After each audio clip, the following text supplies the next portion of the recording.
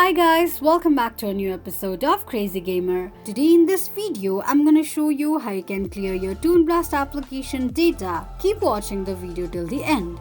To clear your app data of Toon Blast, firstly go ahead and launch open your settings application. Scroll down and tap on App Management.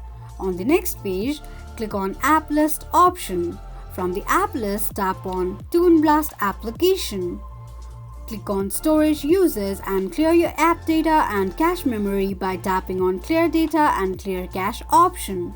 This is how you can clear your app data on Toon Blast quickly and easily just in few steps. If you have any thoughts or queries, let us know in the comments section.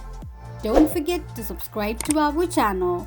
Also press the notification bell icon so that YouTube will notify you whenever we post a new video. I hope this video was helpful to you. Thank you so much for watching.